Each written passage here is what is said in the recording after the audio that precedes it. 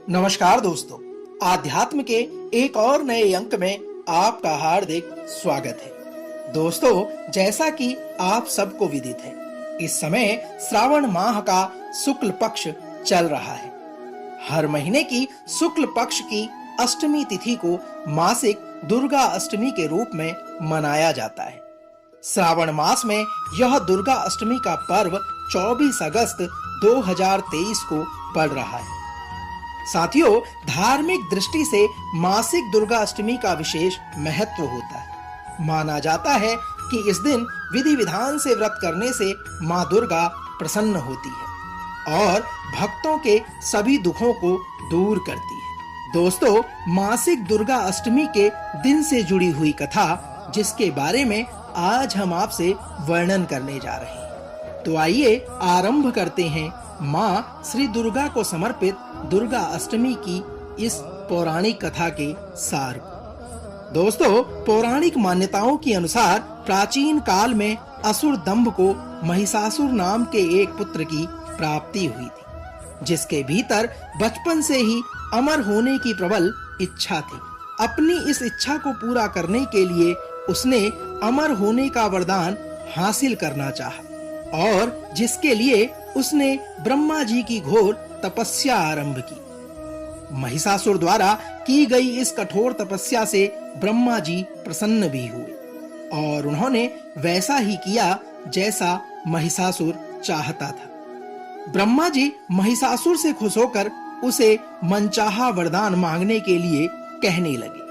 ऐसे में महिषासुर, जो सिर्फ अमर होना चाहता था, उसने ब्रह्मा जी से वरदान मांगते हुए खुद को अमर करने के लिए बाध्य कर दिया। साथियों, लेकिन ब्रह्मा जी ने महिषासुर को अमरता का वरदान देने की बात ये कहते हुए टाल दी कि जन्म के बाद मृत्यु और मृत्यु के बाद जन्म निश्चित है, इसलिए अमरता जैसी किसी बात का कोई अस्तित्व नहीं होता है।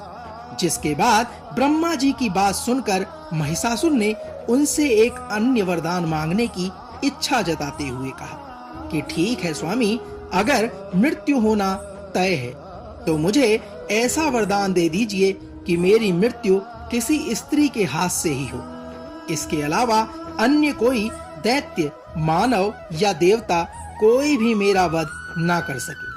साथियों, महिषासुर के इस प्रकार के ब्रह्मा जी को वचन कहने पर ब्रह्मा जी ने महिषासुर को दूसरा वरदान प्रदान कर दिया। ब्रह्मा जी द्वारा वरदान प्राप्त करते ही महिषासुर अहंकार से अंधा हो गया और इसके साथ ही उसका अन्याय भी बढ़ गया। मौत के भय से मुक्त होकर उसने अपनी सेना के साथ पृथ्वी लोक पर आक्रमण कर दिया, जिससे धरती चारों तरफ त्राहिमाम त्राहिमाम होने लगी। उसके बल के आगे समस्त जीवों और प्राणियों को नतमस्तक होना पड़ा। पृथ्वी और पाताल को अपने अधीन करने के बाद अहंकारी महिषासुर ने इंद्रलोक पर भी आक्रमण कर दिया, जिससे उन्होंने इंद्रदेव को पराजित कर स्वर्ग पर भी कब्जा कर लिया। दोस्तों, महिषासुर से परेशान होकर सभी देवी देवता त्रिदेवों के पास सहायता मांगने के लिए पहुंचे। इस पर विष्णु जी ने उसके अंत के लिए देवी शक्ति के निर्माण की सलाह दी, जिसके बाद सभी देवताओं ने मिलकर देवी शक्ति को सहायता के लिए पुकारना आरंभ किया। इस पुकार को सुनकर सभी देवताओं के शरीर में से एक तेज निकला और जिस तेज से अत्यंत खूबसूरत सुंदरी का निर्माण हुआ, उसी तेज से निकली मां आदिशक्ति, जिसके रूप और तेज से सभी देवता आश्चर्यचकित रह गए। साथियों, त्रिदेवों की मदद से निर्मित हुई देवी दुर्गा को हिमवान ने सवारी के लिए सिंह प्रदान किया और इस प्रकार वहां मौजूद सभी देवताओं ने भी मां को अपने अपने एक एक अस्त्र शस्त्र सौंप दिए और इस तरह स्वर्ग में देवी दुर्गा को इस समस्या हेतु तैयार किया गया। कहा जाता है कि देवी का अत्यंत सुंदर रूप देखकर महिषासुर उनके प्रति बहुत आकर्षित होने लगा और उसने अपने एक दूत के जरिए मां देवी के पास विवाह का प्रस्ताव पहुंचाया। साथियों, अहंकारी महिषासुर की इस ओछी हरकत देखकर माँ देवी भगवती को अत्यधिक क्रोध आ गया, जिसके बाद से ही माँ ने महिषासुर को युद्ध के लिए ललकारना आरंभ कर दिया। दोस्तों, माँ दुर्गा से युद्ध की ललकार सुनकर ब्रह्मा जी से मिले वरदान के अहंकार में अंधा महिषासुर उनसे युद्ध करने के लिए भी तैयार हो गया।